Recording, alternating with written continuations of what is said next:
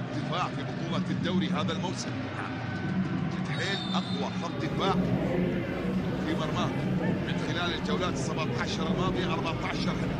السد ثاني أقوى خط. السد هو من ختم المهرجان في تلك المواجهة الخماسية الكبيرة للنادي الأهلي. كرة بمحاولة منعوم بعيدا عن التحكيم في أرضية الميدان، بحاجة إلى الكثير الآن هذا الموسم. فريقين عندهم حضور رائع جدا هذا الموسم، أيضا لا يبتعد كثيرا، والرضا كبير خصوصا من ايجور حينما استمر واستثمر، لكن الكرات الماضية بتسديد الأهلي الأمر الذي فتح أمامه أبواب الوصول لتشكيلة العنابي. الله الله الله الله الله الله يا مروان في لحظات الحديث عن التألق إلى خارج أرضية الميدان، يبعدها إلى ركلة مرمى. خلص سعادة من جديد.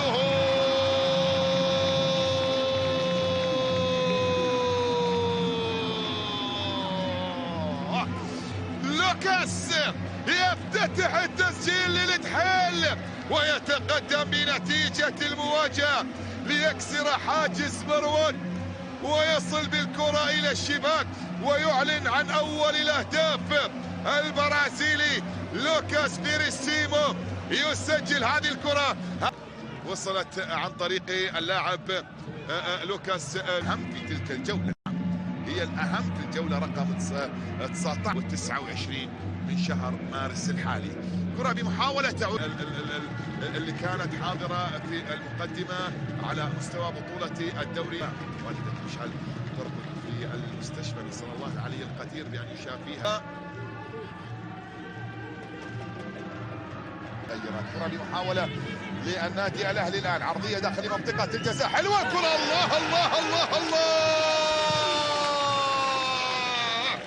الأهلي يعود. العميد نعم حاضر في مباراة اليوم وبكرة في غاية الروعة.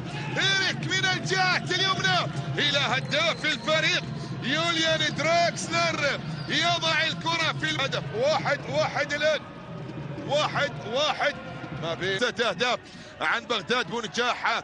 نروح على الإحصائيات التي ظهرت في الشاشة. نعم قد تكون أخطأت وهذا أمر وارد، لكن الأخوان يأكدون بأن دراكسلر مرة أخرى عن طريق إدريس فتوحي أمامية الآن من جديد إلى دراكسلر. الله